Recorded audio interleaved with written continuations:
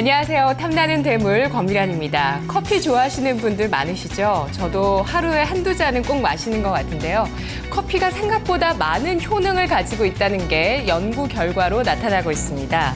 커피는 파킨슨병의 증상을 완화시키고요. 간 건강에 좋고 당뇨병 발병률을 낮춥니다. 그리고 특히 두뇌 건강에 좋다고 하고요. 그래서 치매나 알츠하이머병을 예방하거나 지연시킵니다. 커피는 사고력을 높여주고 우울증 걸릴 확률을 낮춰준다고 합니다. 커피 향만 맡아도 스트레스를 덜 받는다고 하는데요. 하루에 한 잔 꼭 드시는 커피 한 잔 같은 프로그램 탐나는 대물입니다. 네, 오늘 세 분의 대물이 또 나와 계시는데요. 동부증권 첨단금융센터 송필호 부장, 송정훈 차장, 그리고 NH농협증권의 윤정식 대리입니다. 세 분 안녕하세요. 안녕하세요. 네, 화요일 변함없이 송트리오 분들이 개편 이후에도 계속 하시는데 가운데 윤 씨 분이 앉아 계십니다. 오늘은 송정식 하겠습니다. 송정식 대리님. 송원준 대리님 어디 가셨어요? 송필호 부장님 관리 좀 하셔야죠, 송트리오. 연수 예. 갔어요. 아, 연수? 4박 5일 동안 연수 갔습니다. 회사 연수요? 회사 연수 갔습니다. 저도 다음 달에 연수가 있는데 송 대리님께서 먼저 가셨군요. 알겠습니다. 자, 오늘 또 화요일의 대물 여러분께서 좋은 주제 가지고 오셨을 것 같은데요. 오늘 화요일장은요. 코스피 대비 코스닥의 부진한 흐름이 이어졌습니다. 외국인은 코스피, 코스닥을 모두 샀네요. 오늘 업종 테마 보시죠.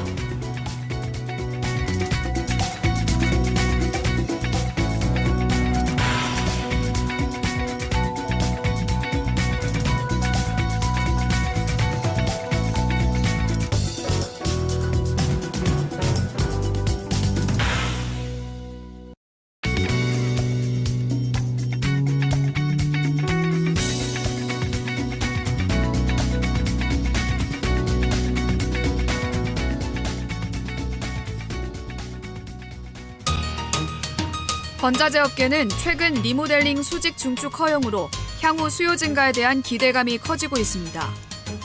이에 건자재주들이 견조한 상승 흐름을 보이고 있는데요.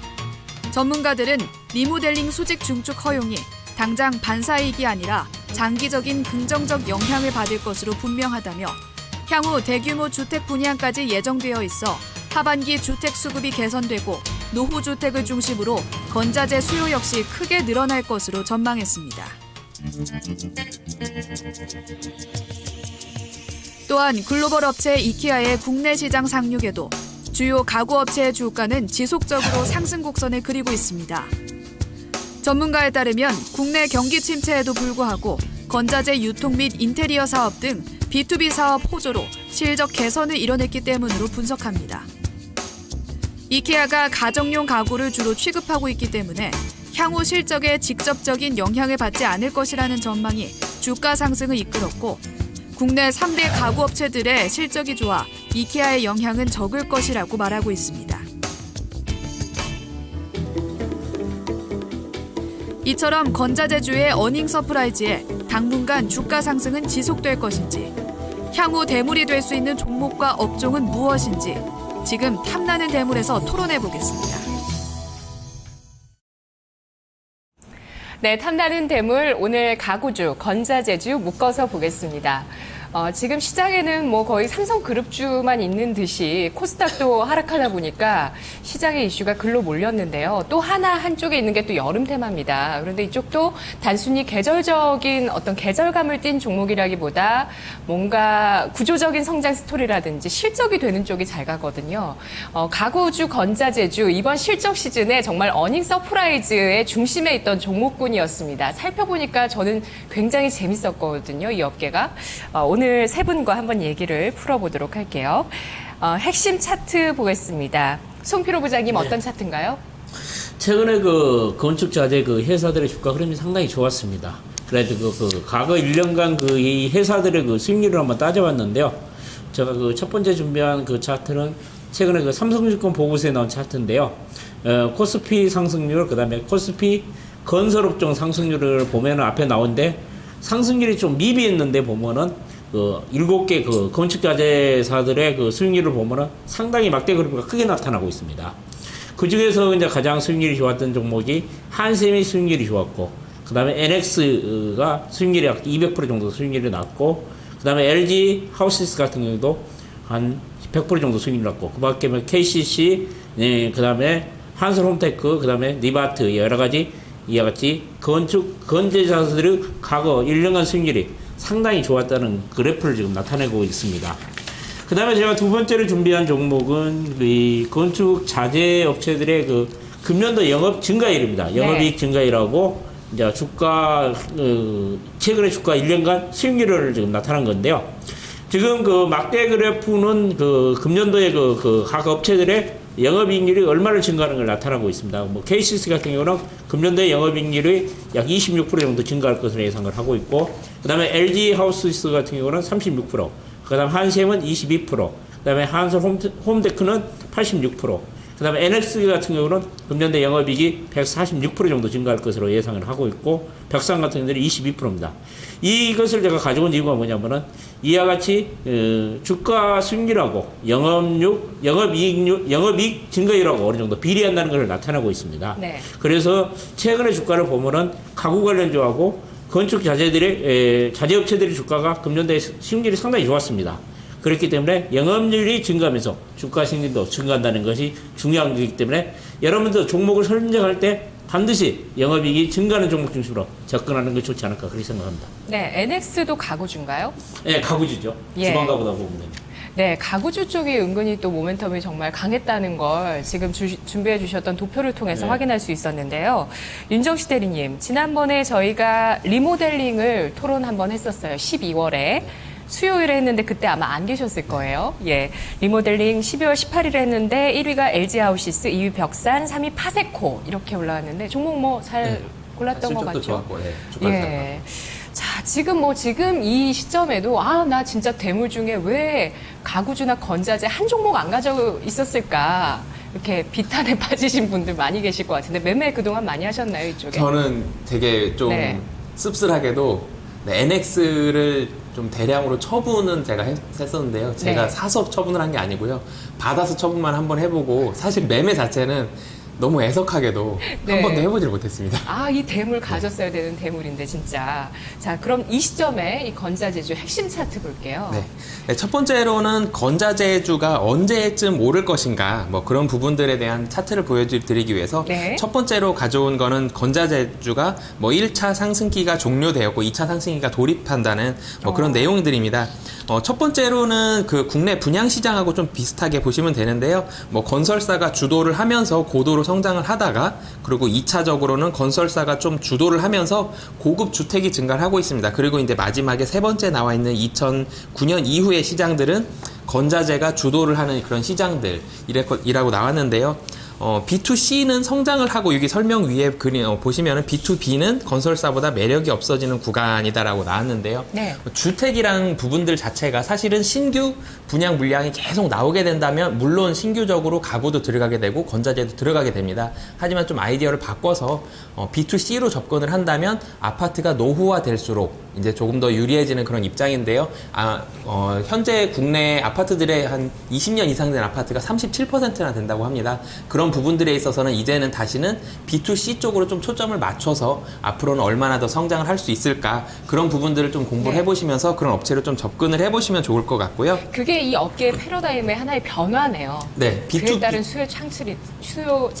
네, 지금 예. 1분기 실적이나 작년 실적 같은 부분이 좀 잘 나왔던 부분은 B2B 쪽에 있어서 약간 호재성이 그런 부분들이 있었는데요. 네. 앞으로 보신다면 이제는 B2B보다는 B2C 쪽으로 초점을 맞춰서 실적이 어떻게 될 것이냐, 판매량이 얼마나 늘어날 것이냐 이런 부분을 좀 보셨으면 좋겠고요. 네. 두 번째로는 리모델링 종류에 대해서 좀 가지고 나왔습니다. 뭐 레포트를 보시거나 아니면 다른 방송을 보시더라도 뭐 수직 증축, 수평 증축 뭐 이런 얘기들이 좀 많이 나오는데요. 현재 실시되고 있는 건 원래부터 실시되고 있던 것은 두 번째 나와 있는 수평 증축입니다. 수평 증축은 말 그대로 옆으로 넓히는 겁니다. 옆으로 넓히는데 가구의 수는 그대로 유지한 채 평수만 넓어지는 거고요. 이거는 원래 시행이 되고 있던 건데 사실은 우리나라 같은 경우는 증축을 한다는 그런 부분은 땅이 좀 좁았기 때문에 증축을 못하고 있었는데 그래서 수평 증축은 사실 많이 이루어지고 있지는 않고요. 수직 증축에 대한 그런 부분들이 최근에 뉴스에도 많이 나왔고 이런 부분이 호재로 작용을 하면서 이제 건자재 부분의 주가도 많이 올랐는데요. 수평 증축이란 거는 앞뒤로 넓혀질 수가 없기 때문에 위로 넓어지는 그런 부분들, 그 부분을 가리켜서 수평 증축이라고 하고요. 실질적으로 평수가 넓어지는 것에 가격을 본다면은 신규로 짓는 것에 비해서는 한 80에서 90% 정도 가격이 조금은 저렴하게 된다는 재건축보다도 저렴하다는 네, 말씀이시죠? 재건축보다 네. 저렴한데 그것보다 사실 더 크게 작용하는 것은 부시지 않고 넓힐 수 있다. 부시지 않고 더 높일 수 있다. 이런 부분이 작용을 해서 호재로 작용을 한 거고요. 그리고 마지막 부분은 전체 주택 중에서 전월세 비중의 변화라고 나왔는데요. 전세 비중이 감소하고 월세 비중이 늘어나고 있는 것을 볼 수가 있습니다. 사실 전세라는 그런 부분을 생각을 한다면 최근 들어서는 전세가 인기도 좋기도 하지만 전세를 집주인의 입장에서는 전세를 줄 때 이 집을 리모델링을 해서 전세를 주는 경우는 거의 없다고 보시면 되고요. 실질적으로 주택을 팔거나 팔 때 혹은 월세를 줄 때만 리모델링을 대체적으로 하기 때문에 전세의 비중이 감소하고 월세의 비중이 올라간다는 그런 부분은 건자재 업체에는 수혜가 될 수 있다. 이런 부분이 건자재의 실적에 있어서 최근 들어서 호재로 작용하고 있다. 이렇게 볼 수가 있을 것 같습니다. 네. 건자재주가 정말 알게 모르게 많은 높은 수익률을 냈기 때문에 아직 늦지 않았을까, 내가 가져도 될까 이런 생각하시는 분들 많이 계실 텐데 건자재주 2차 상승기 B2C로 인해서 돌입할 수 있다는 의견이 참 대물의 기운을 느끼게 하네요. 예. 자, 얼마나 또 많은 종목들이 나올 수 있고 또 세 분도 의견이 동일하실지 계속 얘기하면서 알아보고요. 송정훈 차장님 핵심 차트 말씀해 주시죠. 네, 제가 준비한 차트는 네. 첫 번째 그 건축 자재 지수하고 그다음에 코스피 건설 지수, 시멘트 지수를 이제 차트에 표현한 부분인데요. 여기 이제 각도가 15도 각도로 이렇게 지금 높이 솟아 있는 이 차트는 뭐 예상하셨던 것처럼 건축 자재 지수고요. 그 밑에 이제 올라오지 못한 그런 차트들은 코스피 건설 지수, 시멘트 지수라고 보시면 되겠습니다. 지금 대물에 관련된 이야기를 하고 있지만 사실 그 건축 자재 지수를 본다면 현재 그 4년간 평균 PER을 저희가 10배를 가정을 하면 2013년도에 이 5개의 그 건축 자재사가 4,233억 이 영업이익이 나왔고요.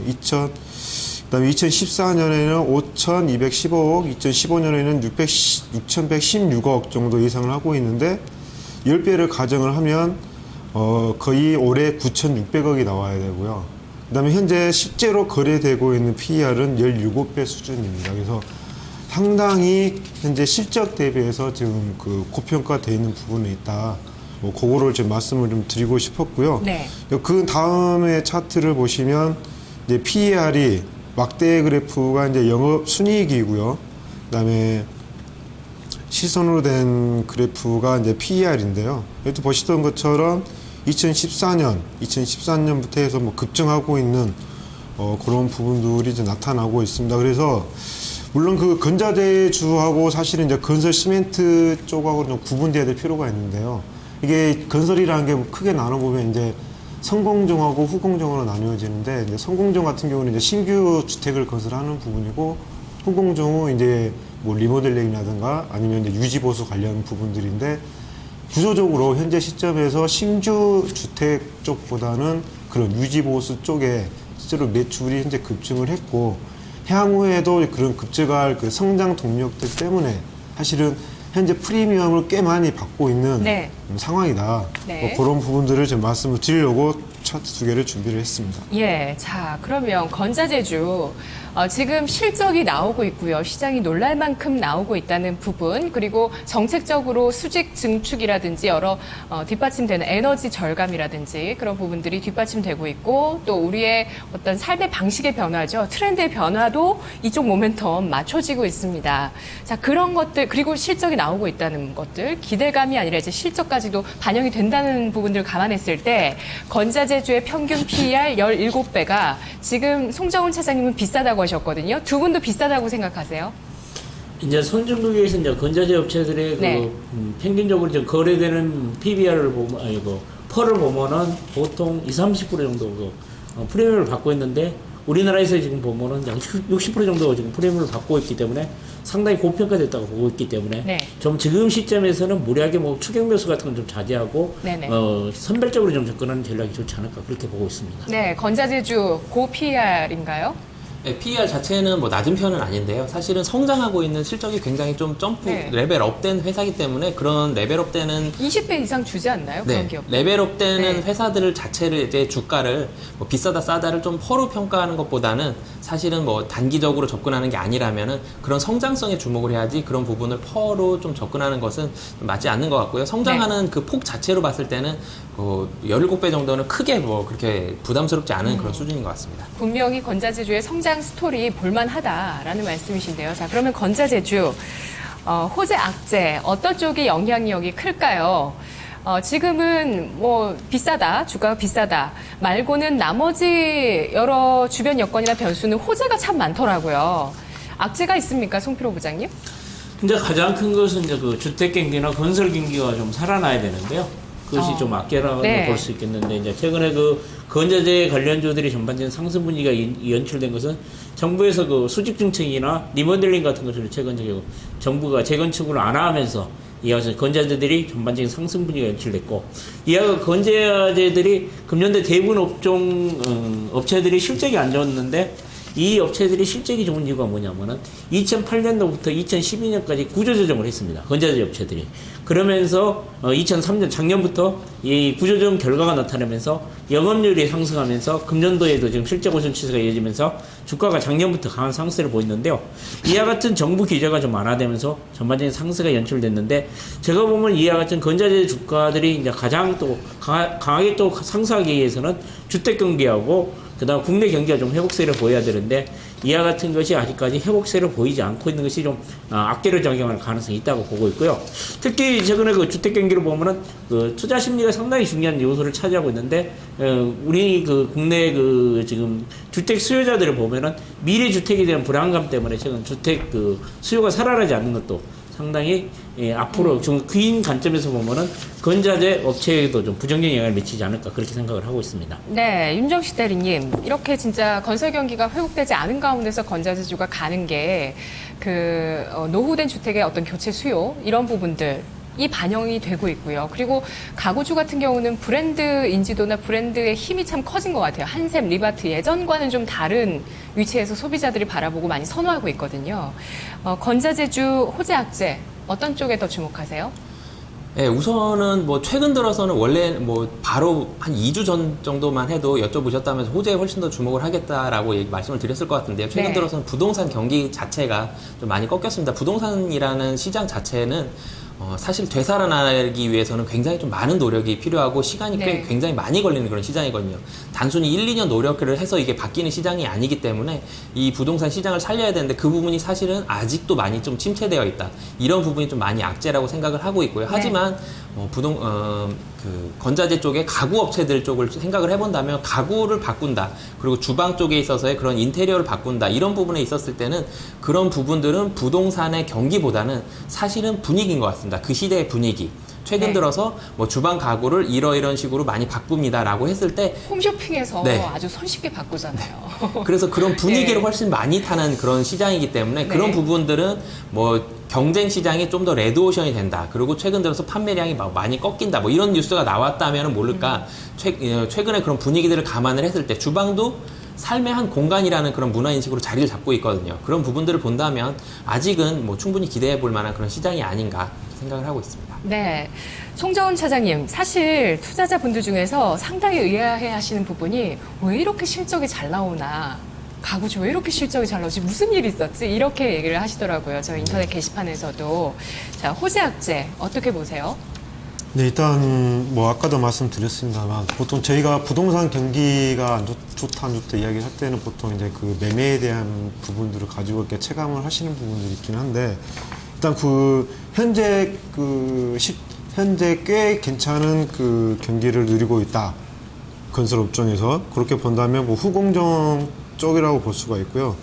후공정은 바로 그 리모델링이나 유지 보수 쪽인데 실제로 이쪽 부분들은 현재 부동시장 자체가 캐피털 게인에 대한 그런 기대가 많지 않은 시장이기 때문에 결국은 기존 기 보유했던 사람들은 이사 안 팔리니까 새로 고치고 리모델링 해야 되고 유지 보수를 해야 되고 그다음에 뭐 전월세에 뭐 의존하는 시장이다 보니까 이사 한 번씩 가면 더배도 한 번씩 해야 되고 뭐 그런 수요들이 이제 창출이 되는 거죠. 이게 이제 시장 구조적으로 이게 확대가 되다 보니까 실적적으로 실제로 그 가구나 또는 그 건자재 업체들의 어떤 그 매출이 예전과는 다르게 눈으로 확인될 만큼 그렇게 큰 폭으로 성장했던 부분이 아닌가 그렇게 생각을 합니다. 뭐 향후에도 저희가 아무리 정부 쪽에서 부동산 경기를 살리기 위해서 여러 가지로 노력을 하지만 이미 저희가 인구 구조적으로 어떤 그 아파트 가격이 상승할 수 있는 그런 시기는 이제는 네. 그 돈을 벌 수 있는 시기는 이제는 지났지 않느냐 네네. 그렇게 또 판단이 되는 부분이 있고요. 그래서 그 건설사 같은 경우에는 약간 저도 개인적으로는 퀘스천 마크를 들지만 이 건자재나 가구 쪽은 향후에 시간이 흐르면 흐를수록 좀 더 그 실적에 대한 모멘텀은 좀 더 강해지지 않을까. 물론 지금은 좀 많이 올라와 있긴 하지만 단기적으로 뭐 계속적으로 뭐 기대가 되는 그런 업종이 아닌가 그렇게 생각을 합니다. 예. 자, 정성적으로 제가 느꼈던 게 그냥 듣는 소리죠. 주변에서 들리는 소리를 들어보니까 이쪽 업계가 재밌었던 것이 지금 보면 가구도 인테리어 시장에 진출을 하고 있어요. 아주 적극적으로. 그리고 기존의 건자재 업체들도 그 인테리어 시장을 계속 확보하기 위해서 또 맞불 작전을 놓는다. 이런 기사들이 나오더라고요. 실제로 건설 업계에 있는 분들 중에서 인테리어 시장에 지금 진출해서 돈을 벌겠다 하는 분들 많이 계신다는 얘기를 제가 들은 적이 있고요. 뭐 업계 전반적인 분위기인지는 확실히 모르지만 제가 출입 기자가 아니어서. 한샘이라는 업체가 예. 이제 그 주방가구 업체에서 최근 그 인테리어 종합 인테리어를 하면서 이제 급성장하는 업체라고 볼 수 있죠. 예. 대표적인 사례가.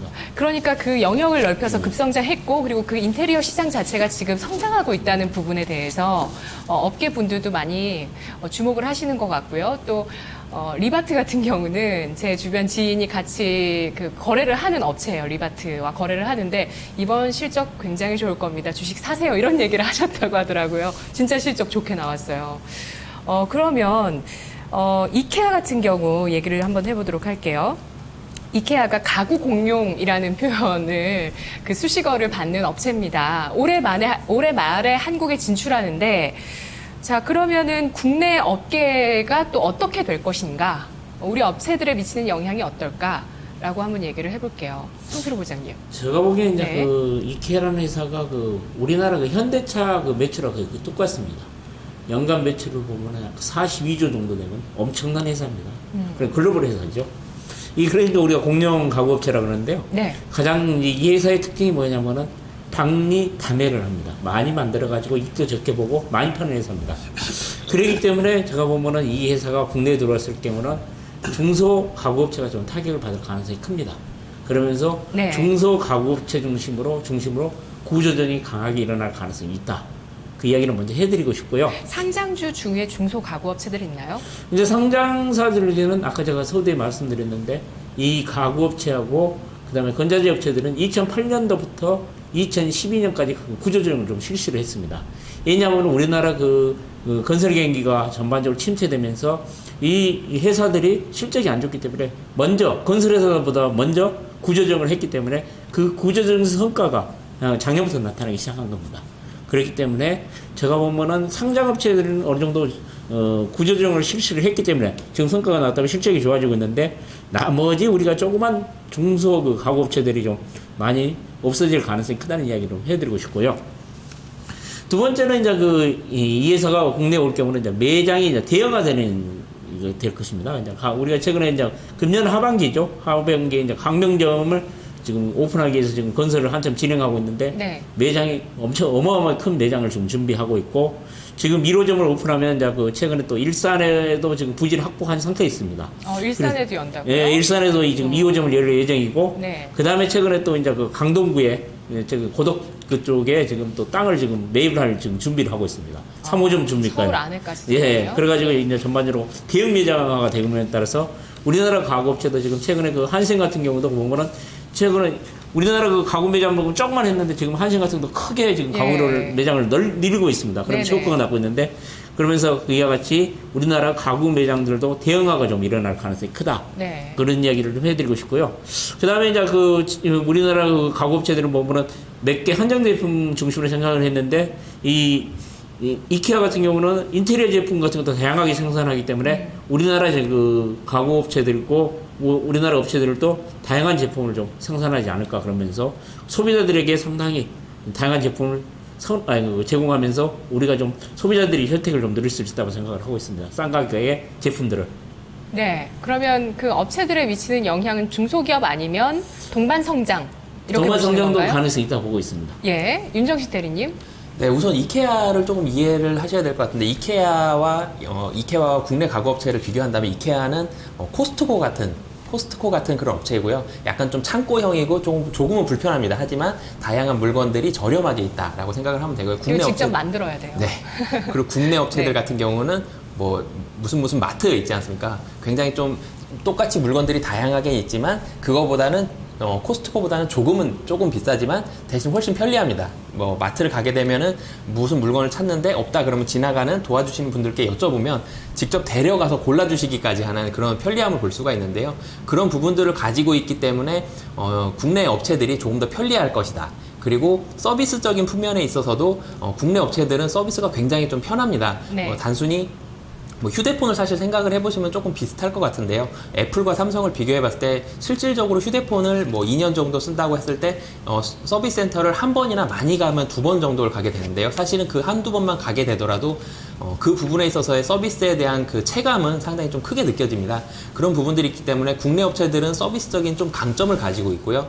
그리고 또 마지막으로는 여러 가지 좀 유통 채널이 이미 국내 업체들이 구축해 놓은 그런 부분들이 있기 때문에 그런 부분들이 좀 장점으로는 작용을 할 것 같습니다. 하지만 이케아가 굉장히 좀 가격적인 측면에 있어서의 장점을 가지고 있고 좀 시장이 굉장히 좀 크기 때문에 회사 자체가 크기 때문에 그런 부분에 있어서는 단기적으로는 타격이 분명히 있을 것으로는 보여지지만 하지만 뭐 최근 들어서 이렇게 실적도 좋아졌고 구조조정도 많이 돼 있고 국내 업체들과의 그런 관계들도 잘 형성되어 있는 그런 부분을 봤을 때는 대형사들 중심으로 네. 어느 정도의 재편이 이루어지지 않을까 그렇게 예상을 할 수 있을 것 같습니다. 네. 국내 대형사 뒤지지 않을 것이다. 자, 송정훈 차장님은요? 네. 일단 뭐 송필호 부장님 일부 말씀을 좀 해주시긴 했습니다만 저희 나라 그 국내 인테리어 가구 시장이 한 3조 원 정도 된다고 합니다. 성장성이 높다고 보세요, 앞으로? 인테리어 시장의 성장성? 성장성은 네. 있다고 판단을 하죠. 예. 여러 가지 구조적인 부분으로. 예. 근데 일단은 그 인테리어 시장 자체가 지금 현재 3조 원인데 그 중에서 이제 그 비브랜드가 차지하는 비중이 한 70% 되거든요. 나머지 30%를 이제 브랜드 보유한 기업들이 이제 지금 보유를 하고 있는데. 생각보다 비브랜드 규모도 크네요. 예, 이제 시장에 가시면 많지 않습니까? 그런 이제 그게 이제 그 소기업의 또 그 가구 회사. 근데 그런 회사들이 상당히 이제 업체들이 문제가 상당히 커질 수가 있고요. 네. 그래서, 근데 물론 이제 그 브랜드 쪽도 어차피 이제 그 이케아 쪽과 경쟁을 하게 된다면 전체적으로 현재도 가격이 떨어지고 있긴 한데 브랜드 가격 자체가 현재 추세적으로 현재 떨어지고 있는 상황이고요. 향후에 이제 오픈을 해서 가격 경쟁이 심화가 되면 아마도 평균 판매가가 떨어질 가능성은 있다고 봅니다. 그게 그 예. 업체들의, 국내 업체들의 실적에 마진에 이런 좀 부정적인 영향을 줄까요? 일정 부분 있을 예. 거라고 보여지긴 하는데 이제 중요한 거는 그 이케아가 진입을 해서 제가 봤을 때는 그 잠재 수요를 자극할 수도 있다고 보거든요. 이제 바꿀 때가 됐는데 이케아가 딱 들어와서 한번 가볼까 하다가 한번 바꿔볼까 하다 그런데 그때 한샘에서 뭐 광고를 열심히 해가지고 그렇죠. 그냥 이쪽으로 갈까 뭐 그런 식으로 뭐 원래 5개의 시장이 잠재 수요를 자극해서 7개가 된다면 그 시점에서 어느 정도의 그 높은 마켓 셰어를 갖고 있는 브랜드들한테는 어떻게 보면 규모의 경제를 달성할 수 있는 기회도 될 수 있다. 저는 그렇게 생각을 하거든요. 예, 그래서 그 대기업 브랜드를 가지고 있는 업체들 같은 경우에는 뭐 크게 어떤 우려할 만한 그런 부분들은 없지 않느냐 이렇게 생각을 해보죠. 예. 자, 이케아와 국내 대표적인 업체 브랜드와의 차이는 이케아는 직접 만들지만 우리 뭐 한샘이나 이런 가구들은 AS 기사 분들께서 와서 다 조립을 해주시더라고요. 예, 이런 부분들의 차이점 또 세 분이 설명을 해주셨네요. 자, 그러면 건자재주, 가구주 키워드 맵 잠깐 보겠습니다. 가구주와 건자재주는 지난해부터 어닝 서프라이즈를 이어가고 있습니다. 특히 올해 현대리바트가 1분기 영업이익 131억 원으로 지난해 대비 2,363% 급증했다고 발표했습니다. 건자재주는 실적뿐만 아니라 정책 기대감 살아있습니다. 지난달 25일부터 수직 증축 리모델링 허용하는 주택법 개정안이 시행되면서 건자재 수요가 늘어날 것으로 예상되고 있습니다. 리모델링 가능 아파트 가구 수는 400만에서 500만 가구라고 추산이 되는데요. 한국투자증권에서는 498만 가구로 추산했는데 이는 전체 가구 수의 44%에 해당하는 규모입니다. 가구업체들이 속속 인테리어 사업 진출을 선언하면서 건자재 업체들의 텃밭을 공략하고 있습니다. 가구에서 인테리어까지 원스톱 서비스를 제공하면서 가구업체들 경쟁력 강화와 실적 확대까지 노려볼 수 있을까요? 인테리어 시장이 성장하고 있습니다. 국내 건자재 업계는 주거용 인테리어 시장 규모를 내년 기준으로 15조 원대로 내다보고 있고요. 2020년에는 22조 원대로 성장할 것으로 기대하고 있습니다. 가구업계 1, 2위의 공세로 LG하우시스, KCC 등 건자재 기업들도 플래그십 스토어를 선보이면서 맞불 작전을 펴고 있습니다. 가구와 건자재 기업의 대결 구도가 인테리어 시장에서 형성되고 있습니다. 건자재 시장이 변모하고 있죠. 과거에는 주로 건축자재를 건설업체들이 사갔지만 이제는 창호만, 바닥만, 부엌만 이렇게 한 부분들만 고치려는 소비자가 늘어나면서 건자재 업체들이 앞다퉈서 B2C 시장에 진출했습니다. 또 하나의 정책 모멘텀이 있습니다. 정부가 2017년부터 냉난방 에너지를 2009년 수준의 90%로 절감하는 주택 설계를 사실상 의무화했습니다. 2016년부터는 건축물에 에너지 효율의 등급을 부여합니다. 층간 소음, 또 에너지 비용 절감, 이런 사회적인 이슈가 대두하면서 바닥재, 창호에 대한 실질적인 수요도 늘어나고 있다고 하네요. 네, 가구주, 건자재주 대물입니까? 송필호 부장님. 제가 보면은 앞에서 제가 말씀드렸듯이 지금 대부분 종목들의 주가가 너무 단계 급등을 했습니다. 그래서 상당히 고평가된 상태에서 지금 거래가 되고 있다.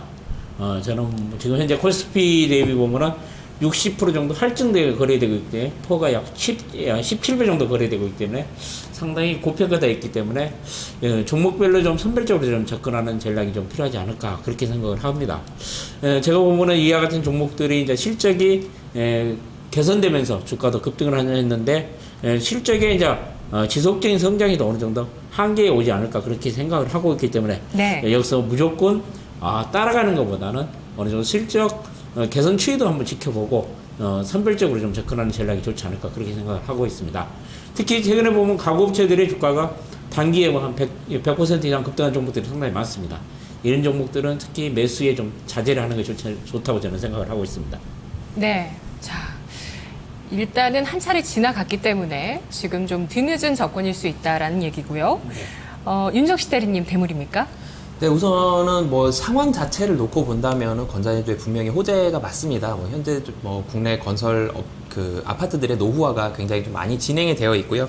1기 신도시가 이제 분당 일산 같은 그런 1기 신도시가 98년도, 99년도에 이제 지어졌는데 한 15년 정도 이제 지났습니다. 뭐 그렇기 때문에 그런 1기 신도시들에 있어서의 그런 리모델링, 재건축에 대한 그런 기대감들이 살아있는 그런 부분들은 분명히 호재가 맞는데요. 하지만 뭐 최근 들어 좀 주가가 좀 많이 상승을 한 그런 부분은 분명히 좀 부담이 아닐 수가 없고요. 뭐 그런 부분들을 좀 따져서 좀 전에 부장님께서 말씀을 해주셨던 대로 바로 또 따라 붙기에는 약간은 좀 부담스러운 그런 주가 상승의 모양을 그리고 있습니다. 앞으로는 좀 실적을 좀 중점적으로 좀 접근을 해보셨으면 좋겠고요. 단기적인 뉴스는 좀 뒤로 하시고 뭐 정부 정책 관련 그런 부분들도 중요하지만 실적을 좀 꼼꼼히 체크를 하셨으면 좋겠는데요. 최근 들어서 좀 기관들의 시각 자체가 전 같은 경우는 실적을 조금은 미리 알고 좀 사는 그런 모습들을 좀 많이 보여줬었는데 네. 최근 들어선 그런 부분들이 좀 많이 뉴스가 되고 많이 문제가 되는 그런 부분들이 있었습니다. 그렇기 때문에 최근에는 도리어 실적이 나오기 전날에 실적을 좀 굉장히 좀 정확하게 확인을 하고 좀 사는 성향들이 좀 강하거든요. 그렇기 때문에 건자재 업체들도 실적이 좀 좋게 나온다 그러면은 나온 다음에 사셔도 좀 그런 부분들은 좀 부담이 좀 덜하지 않을까 그렇게 생각을 하고 있습니다. 예, 실적 발표일을 공략하시는 것도 한 방법이 될 거라는 얘기네요. 그리고 지금 뭐 많이 뉴스들이 좋게 나오더라도 이것에 너무 흥분하시지 마시고 실적을 체크하면서 확인하고 대응하자라는 의견을 주셨습니다. 송정훈 차장님, 대물일까요? 일단 뭐 시장의 어떤 그 구조적인 변화는 뭐 변한 게 없고 그대로 쭉 저는 이제 가는 시장이라고 보는데 아까 그 17배의 어떤 그런 건자재를 그 펄을 이야기했을 때 이제 상위 5개 업체들의 평균이었었고요. 그 외에도 아직도 PER이 5배, 6배의 거래가 되는 회사들도 있고요. 그다음 1위 종목 오늘 기대되는데요. 네, PBR이 뭐 0.23배의 뭐 예. 거래가 되는 회사들도 아직 있습니다. 네. 아직 이제 늦게 오르는 회사들은 있죠. 그래서 대물을 지금 시점에 찾는다기보다는 아직 못 오른 종목을 찾아서 매매를 하게 되면 뭐 어느 정도 일정 부분 성과를 좀 낼 수 있지 않을까 뭐 그렇게 생각하고 있습니다. 예, 자, 오늘 세 분이 건자재주 좀 골라오기 어려우셨을 것 같아요. 세 분의 의견을 들어보니까요. 그 가운데서 베스트 3 순위를 꼽았습니다. 함께 보시죠. 네, 오늘 윤정식 대리 1위 KCC, 2위 한샘, 3위 LG하우시스, 송정훈 차장 1위 LG하우시스, 2위 이건산업, 3위는 대림 비엔코입니다. 송필호 부장은 1위 이건산업, 2위 라이온캠텍, 3위는 KCC입니다. 네, 1위 종목 가볼게요. 저도 네. 갈까요? 송필호 부장님이 이건산업을 한 1년 전쯤부터 좋은 종목이라고 사적으로 많이 얘기해 주셨던 기억이 나요, 저는. 사실 제가 왜 우리 이건 주제 이거 안 잡았을까요, 그동안? 제가 이건 사람은 너무 잘하는 종목이고요. 예. 기업 탐방도 많이 가봤고 매매도 많이 해봤던 종목이고요. 지금도 사실 저는 수익률이 상당히 많이 나가지고요. 수량도 많이 가지고 있는 종목 중에 하나인데요. 저는 주로 그래서 이제 오늘 1위로 가지고 오셨나요? 아니 이제 저가 이제 많이 수익률을 안 갖고 갖고 계시기 때문에. 그것보다는 이제 앞으로도 왜 이 종목이 가야 되는가, 예. 왜 지금도 관심을 가지고 사야 되는 이유를 제가 설명하기 위해서 이를 가져왔습니다. 제가 보면은 이 종목은 충분히 앞으로도 수익률이 좀 크게 기대되는 종목입니다. 최근에 그 이건산업이 단기에 급락을 했습니다. 급락한 이유부터 간단하게 한번 설명을 해드리겠습니다. 최근에 약 10% 정도 급락을 했는데요. 이제 거래소 시장이 전반적으로 빠지면서 이 종목도 빠졌다고 볼 수 있지만은 최근에 이제 급락한 이유가 뭐냐면은 1분기 실적 발표가 했는데 1분기 실적이 예상치를 좀 하회했습니다. 이와 같이 1분기 실적이 예상치가 좀 하회된 이유가 뭐냐면은 칠레 법인의 그 캐파를 늘리면서 공장 가동률이 좀 떨어지면서 1분기 실적이 좀 약간 예상치를 하회했지만은 1분기 실적이 하회했기 때문에 지금 주가가 좀 약세를 보였고, 그 다음에 또 두 번째 보면은 5월 12일부로 그 BW 상장이 폐지가 됐습니다. 그러면서 주식으로 전환되면서 그 신규 상장 주식들이 최근 출회되면서 매물 부담으로 작용하면서 주가가 좀 하락세를 보였다고 볼 수 있는데요. 제가 보면은 1분기 실적이 좀 부진했지만 2분기부터는 다시 실적 개선이 이어질 가능성이 크다는 이야기를 해주고 싶고요. 특히 이건산업 같은 경우는 합판 만드는 회사죠. 그런데 작년 같은 경우에 이건산업은 이건리빙이라는 마루를 만드는 회사를 흡수합병하면서 이 건자재 쪽에 그 실적이 지금 계속 개선되고 있고 실적이 꾸준히 증가 추세를 보이고 있습니다. 그 다음에 또 자회사가 있는데요. 이건에너지하고 그 다음에 칠레법인 같은 경우도 이건에너지 같은 경우는 작년에 그 펀딩을 한 200억 정도 받아가지고 지금 생산 능력을 2배 정도 늘렸습니다. 그리고 이건에너지가 실적이 지금 계속 좋아지면서 상당히 좋아지는 상태에 있기 때문에 제가 보면 코스닥 시장의 상장도 추진할 것으로 예상이 되고 있고, 그 다음에 칠레법인 같은 경우도 1, 4분기에 생산 캐파를 2배 정도 늘렸기 때문에 2분기부터는 실적이 개선될 것으로 예상됨에 따라서 이건산업 같은 경우는 최근에 많이 빠졌기 때문에 네. 제가 보면 내일쯤 사도 충분히 이 종목 같은 경우는 25,000원, 3만원까지 갈 수 있는 종목이라 저는 보고 있습니다. 예. 25,000원, 3만원 하면 3만원 하면 2배 가는 거네요. 현 주가에서 거의 2배. 네, 저는 그렇게 보고 있습니다. 16,000원대니까요. 예, 이렇게 좋은 종목이 왜 시장에 안 알려져 있었을까요? 이 시장이 이제 이 종목이 이제 가장 문제가 됐던 것이 이제 실적이 크게 개선되지 못하고 그 합판 산업에 대한 한계성이 좀 약간 부각되는 양상을 보였는데 이 종목이 이제 최근 알려지기 시작한 것은 그 이건 에너지가 좀 실적이 개선되고 있고 특히 이제 대부분 사람들이 모르는 그 가장 키포인트가 하나 있습니다. 이 회사 같은 경우는 20년 전에 솔로몬 군대에서 조립 사업을 했습니다. 그 면적이 얼마 정도 되냐면 우리가 그냥 실감으로 느낄 수 있게 여의도 면적의 한 80배 정도 된 솔로몬 군대에 조립 사업을 해놨습니다. 그래가지고 빠르면은 금년 하반기부터 나무를 베기 시작합니다. 그러면 자기가 직접 그러면 투자를 수확하는 시기가 하반기라고요? 빠르면 금년 연말 아니면 내년 초에 합니다. 아, 그래요? 예, 그런데 이것이 지금 그러면 장부 조림 산업이 이제 실적에 반영되는 건 원가 개선인가요? 실적으로 직접 자기들이 그걸 판다고요? 그래가지고 화판으로 만들어 팔면은 엄청난 네. 이익이 발생하죠. 예. 그런데 지금 장부상에는 안 나와 있는데 실제로 솔로몬 군대에 있는 그 나무들만 가치만 해도 3천억이 넘습니다. 자산 가치만. 지금 시가총액은요? 시가총액을 보다는 그 나무 가치를 따졌을 때 3천억이 넘는 주식을 그러면 그 넘는 시가총액 선수로 3천억을 반영하면 주가가 3만 원은 간다. 이 3만 원 말씀이세요? 충분히 갈 수 있다고 보고 있습니다. 예, 이건 산업을 매매하셨던 분들은 참 쏠쏠하셨을 것 같아요. 2012년도에도 한 해 동안 50% 가까이 올랐고, 지난해에도 60%, 또 올해 들어서 이 종목이 뭐 지금 한 5개월 진행됐는데, 한 또 25% 주가가 올랐거든요.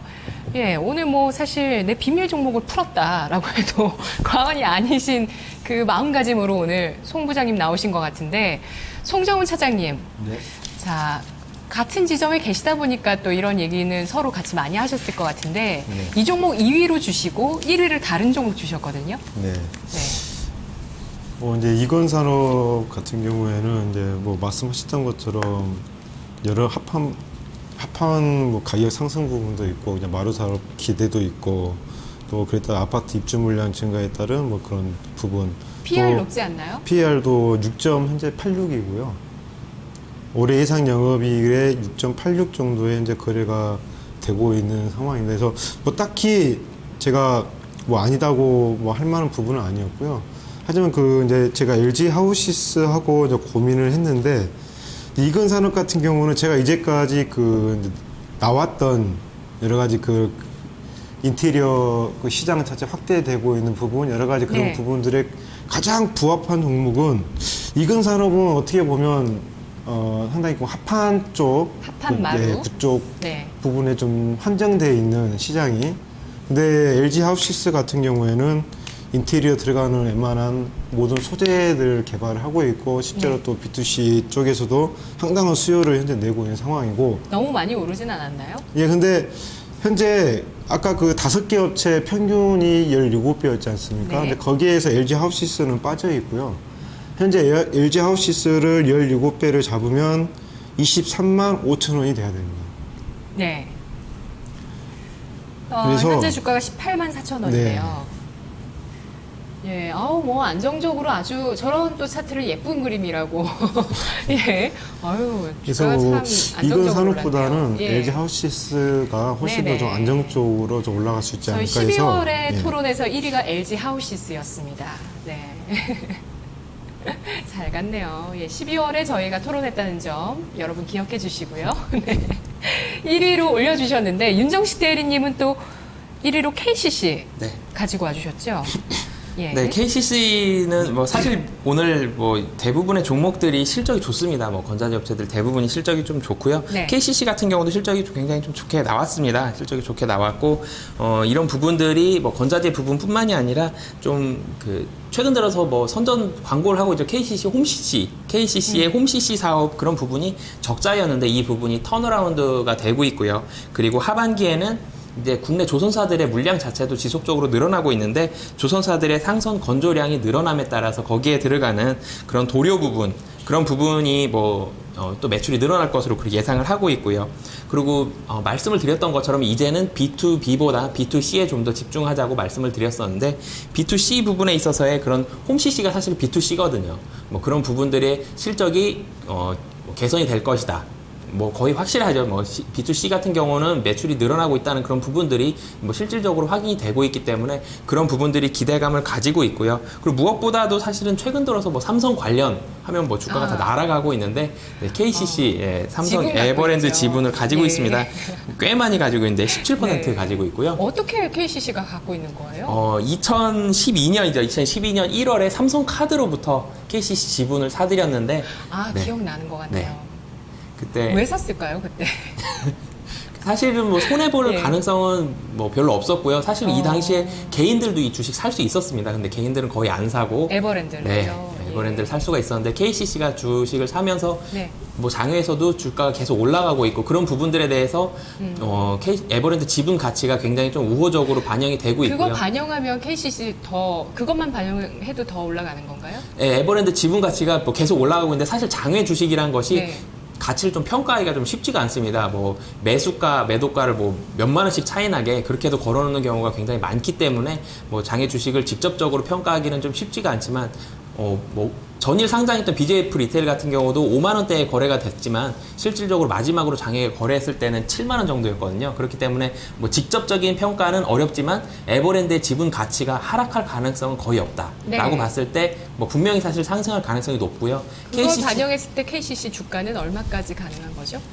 목표 주가 상향 레포트가 뭐 지난주 금요일 정도에 나왔었는데 네. 뭐 75만 원을 찍은 그런 목표 주가 상향 레포트도 나왔는데 그 부분은 사실은 실적 관련 부분만 반영을 해서 나왔고 거기다 에버랜드 지분에 대한 상승까지 반영을 한다면 뭐 그 이상 충분히 가능하다고 생각을 하고 있고요. 실적이 받침이 됐고 그리고 네. 지분 가치에 대한 그런 자산이 증대가 되는 그런 부분들이 있기 때문에 네. 뭐 KCC는 삼성으로부터의 우호적인 지분으로 거의 확실히 하고 있고 이 부분을 가지고도 충분히 뭐 다른 얘기들이 나올 수가 있다. 네. 그렇기 때문에 뭐 여러 가지 호재들을 많이 작용을 할 수 있다 이렇게 생각을 하고 있습니다. 예. 자, 진짜 꼭 가지셔야 했던 대물 맞죠? PD님이 생각하기에도 오늘 주제 정할 때도 좀 시큰둥 하셨는데 어머 주가 보더니 어머 왜 이래 이러시네요. 예, 근데 지금부터 또 앞으로 대물 이 세 종목 가운데서 한번 결판을 한번 내봐야 될 것 같고요. 그리고 의외로 세 분이 가구주를 또 안 가지고 와주셨어요. 사실 가구주가 왜 이렇게 실적이 좋나 진짜 의아하다 뭐지 이러셨던 분들 많으셨는데. 세 분도 그 판단이 안 서셔서 안 가지고 와주신 거예요? 아니면 별로 안 좋다고 생각하시는 거예요?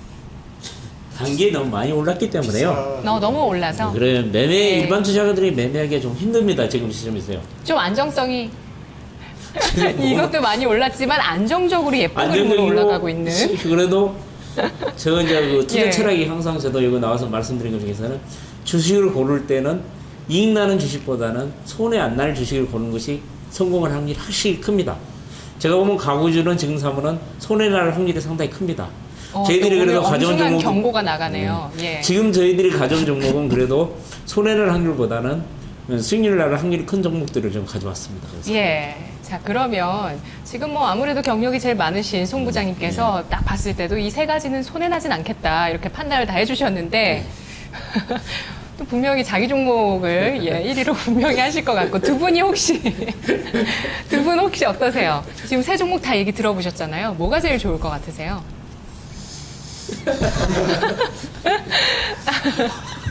윤대리님? 네. 네, 오늘 계기시지만 PD님께서 직급별 안 된다고 지금 그러니까 분명히 더 어필하실 거여서 제가 지금 발언권을 박탈했습니다. 사실은 이건 예. 산업을 보고는 있었지만 부장님께서 설명을 되게 많이 해주셔서 네. 이건 산업 굉장히 좀 좋게 보이는데 네. 저 같은 경우는 좀 의문점 있으시면 바로 좀 공격해 주세요. 이건 산업. 합한 쪽에 있어서의 좀 악재 같은 부분이 다른 뭐 동남아라든지 중국산 같은 그런 쪽에서 합판이 들어온다면 그런 부분에 있어서는 뭐 이건 산업이 크게 움직이거나 뭐 이런 부분은 근데 별로 친- 지금 친환경이 이건 요즘 산업이 대세여서. 지금 합판을 예. 보면요 국내 쪽보다는 해외 쪽이 더 많습니다. 아, 해외 수출 예, 비중이요? 해외 비중이 예. 훨씬 많습니다. 해외 비중이 한 65 이상 정도 됩니다. 그리고 제가 국내 비중이 듣기로 그렇게 많지가 않습니다. 예. 그런데 최근에 보면은 목재 가격을 보면은 이제 그 원자재 그 목재 가격도 가파른 상승을 보이고 있습니다.